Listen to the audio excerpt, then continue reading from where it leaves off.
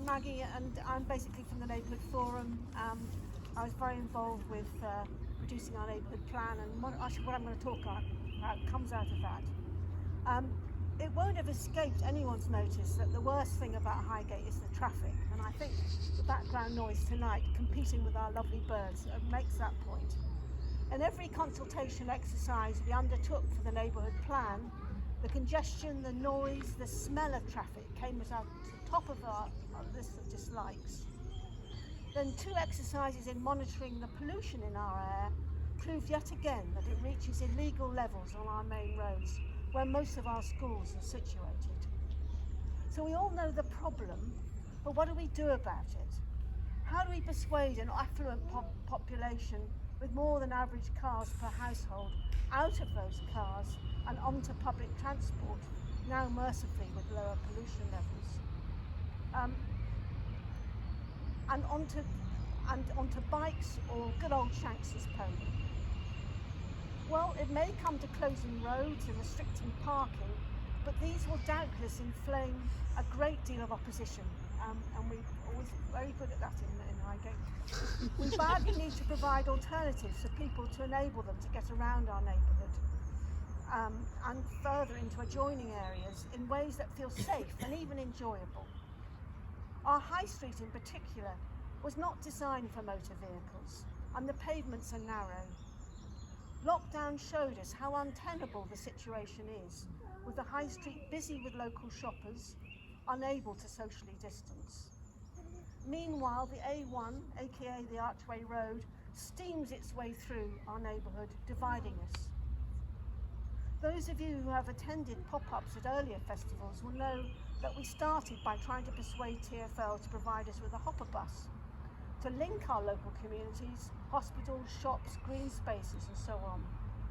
We successfully teamed up with our friends in Dartmouth Park, Hampstead and Crouch End forums with the aid of Deputy Mayor Joanne McCartney to lobby TfL, and I thought we were finally getting somewhere, if only in persuading them to alter and extend existing bus routes when COVID hit.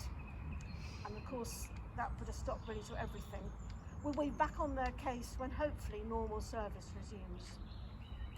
Then this spring, Haringey gave us an early sight of their proposed walking and cycling action plan. And lo and behold, Highgate was pretty well forgotten yet again. So we responded at some length, as you can imagine. And Louise Lewis, who I think,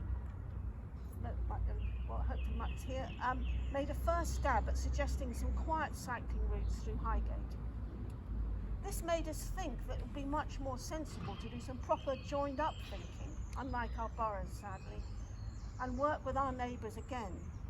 Archway, Hampstead, Dartmouth Park, Muswell Hill and Crouch End, to map some routes right across our particular patch of North London.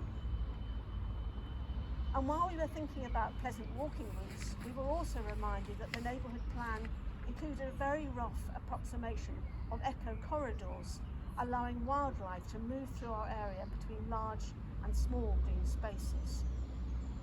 Once mapped, we intend to work with the landowners, large like Highgate School, the golf club and the cemetery, and small like those whose back gardens the corridors pass through, to make these a reality rather than just lines on a map.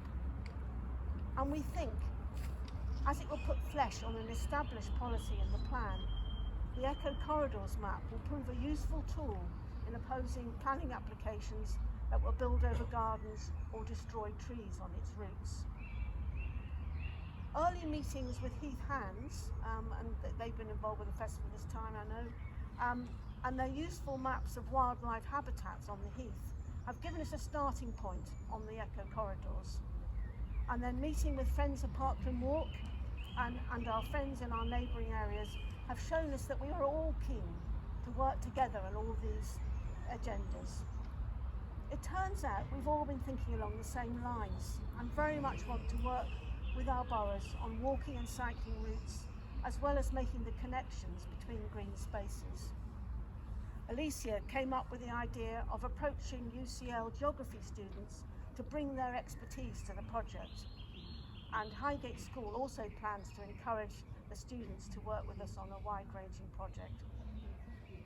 It's early days, and if anyone here would like to get involved in any aspect of the project, please get in touch with me or Alicia via info@4highgate.org. And if anyone has any ideas about how we get rid of the traffic, please get in touch. Thank you. Brilliant.